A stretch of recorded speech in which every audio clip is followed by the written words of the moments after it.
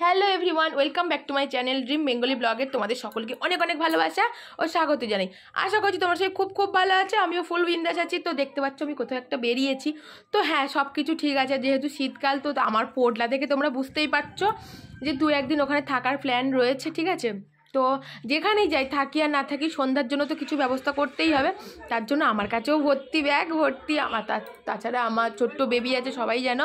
তো তার জন্য তো কিছু ড্রেস বা কিছু খাবার দাবার তো নিতেই হবে সঙ্গে করে। তো কিছু করার নেই, যতই ভালো সাজগোজ করো না কেন, ব্যাগে মানে পাশে একটা ঝোলা রাখতেই হবে, ঠিক আছে। তো ঝোলাটা নিতে আমি একটু অস্বস্তি বোধ করলেও কী হবে, আমার ঝোলা আমাকেই নিতে হবে, যেহেতু মায়ের কাছেও একটা ব্যাগ ছিল।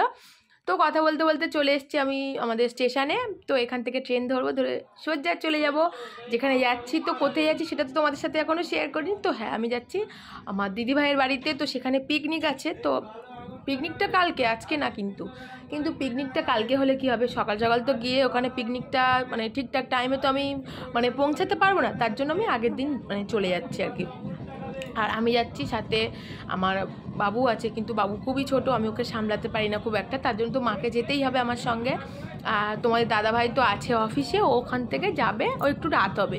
তো আমি ভাবছি ওর জন্য আর ওয়েট করবো না, আমি আগে থাকতেই চলে যাব দিদিভাইয়ের বাড়িতে। দিদিভাই বারবার ফোন করছে যে তুই ভাইয়ের জন্য ওয়েট করিস না, তুই আগে চলে আয়, আমি তোকে নিতে যাব স্টেশনে, দমদম স্টেশনে। তো দেখো, এই আমি বসে আছি ঝড়ি পাগলি হয়ে। ঝড়ি পাগলি কেন বললাম তোমরা বুঝতেই পারছো, ট্রেনের মধ্যে এত হাওয়া, আর চুলগুলো আমার ঠিকঠাক নেই, ঠিক আছে। একটা বাড়িতে আছি, যদি একটু না ভালোভাবে সাজুগুজু না থাকে না, খুব খারাপ লাগে। তো ভাবছি কোথাও একটা দাঁড়িয়ে একটু ভালোভাবে নিজেকে গুছিয়ে নেবো। তো জানি না সেই প্লেসটা আমি পাবো কিনা। এদিকে মা আমাকে দেখছে আর মিচকে মিচকে হাসছে যে মানে বৌমার অবস্থাটা কী, ঠিক আছে। কিন্তু মা সবই জানে, মা আমাকে প্রচুর সাপোর্ট করে, প্রচুর হেল্প করে। এর জন্য কোনো দিন আমাকে কোনো কথা শুনতে হয়নি যে আমি কেন ক্যামেরা ধরছি, কেন রাস্তাঘাটে ভিডিও করছি। তো এটাই আমার কাছে সবথেকে বড় মানে পাওয়া আর কি, যে হাজব্যান্ডের থেকেও যদি শাশুড়ি মায়ের সাপোর্টটা বেশি পাওয়া যায়। আর আমার তো কপাল ভালো, তাই না, তার জন্য এত সাপোর্ট আমি পাই। তো যাই হোক, কথা বলতে বলতে আমরা নেমে পড়েছি নিউ গড়িয়া স্টেশনে। তো এখান থেকে ভাবছি মেট্রো করেই যাব, কারণ শিয়ালদা থেকে গেলে আবার অনেকটা আরেকটা ট্রেন নিয়ে করো। তো আমরা ফাইনালি ট্রেন থেকে নেমে গেছি, এখন আছি আমরা নিউ গড়িয়া মেট্রো স্টেশনে যাচ্ছি, ঠিক আছে। তো কবি সুভাষ, হয়তো আমি ভুলে গেছি, অনেকদিন আসা হয়নি। হ্যাঁ, কবি সুভাষই হবে। তো চলো সঙ্গে থাকো।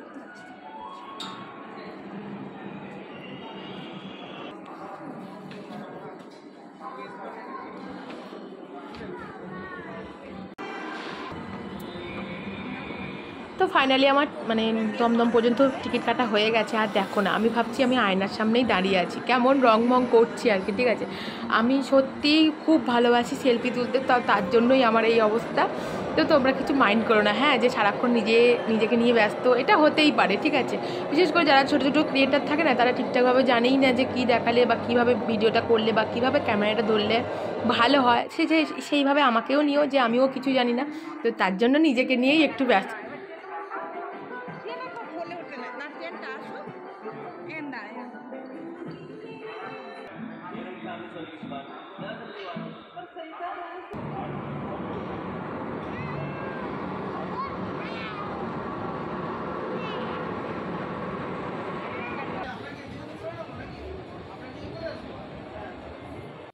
তো ফাইনালি মেট্রোতে আমি উঠে পড়েছি। আর এখানে মেট্রোতে আসলে একটাই সুবিধা, ভালোভাবে সিট পাওয়া যায় এবং খালি বা স্বাচ্ছন্দ্যভাবেই মানে সব জায়গাতে যাওয়া যায়, ঠিক আছে। যদি আমি লোকাল ট্রেনে যেতাম, কত ভিড়, কত ঠেলাঠেলি, তার জন্য ভালো মেট্রো করেই সুবিধা হবে, ঠিক আছে। অবশ্যই চলে এসেছি আমরা দমদম স্টেশনে। তো এখানে এসে আমরা বসে আছি, দিদিভাই আসলেই আমরা বেরিয়ে পড়বো। তো দিদিভাই ফোন করলো যে আরেকটু আগে আয়, আমি 5 নম্বরের দিকে আয়, আমি দাঁড়িয়ে আছি। তো চলো সঙ্গে থাকো, এবার দিদিভাইয়ের সাথে দেখা হয়ে তারপর কথা বলছি আবার তোমাদের সাথে, সঙ্গে থাকো। নিতে চলে এসেছে আমাদেরকে। চলো চলো, একটু হাই হাই করো, একটু হাই হাই করো। চলো চলো চলো।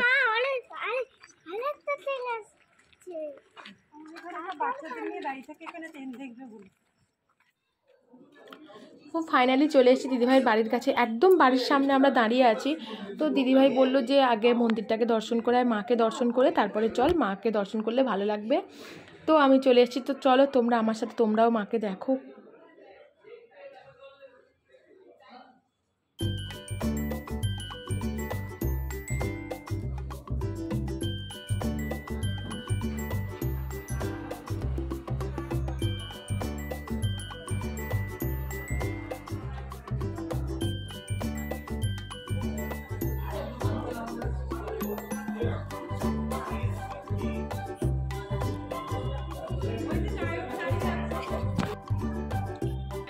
যে এগুলো,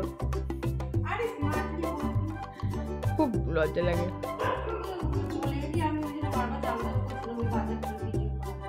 চলো চলো, রাত্রি বাজে 10:10, এখন সবগুলো ঢুকেছে, এদের আজকে খাওয়া বন্ধ। ঠিক আছে, আমরা আগে খাওয়া বন্ধ হতে পারে,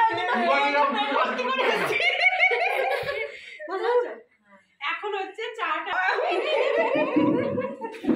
ফোনে দেখতে কত ভালো লাগে। দেখেছো আমার কথা? এই দেখো, এই দিদি ভাই, ও দিদি ভাই শোনো না, আমার কথা মিলে গেল তো? আমি বললাম না, ফোনে মনে হয় যেন কত বড় আর কত ছোট। বাবু, বাবা কি নিয়ে এসছে রে পিপিটা? বাবা, বাবুর তো দান পড়ে গেছে।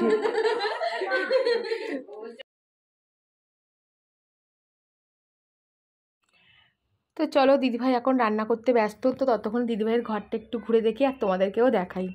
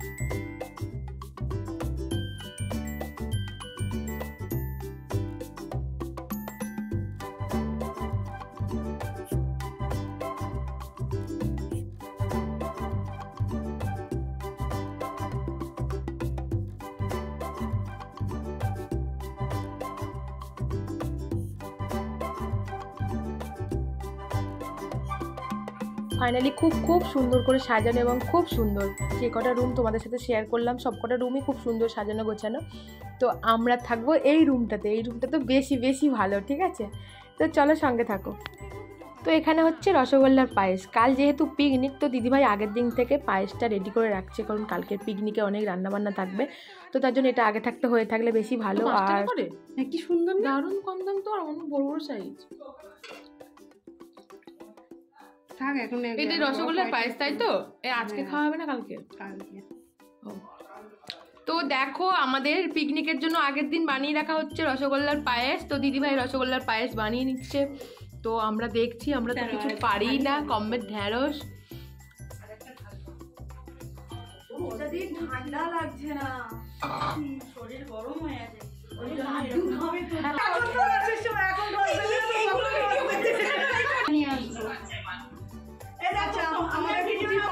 পায়েস বানাচ্ছে রসগোল্লা, তো এই দেখো রেডি করছে।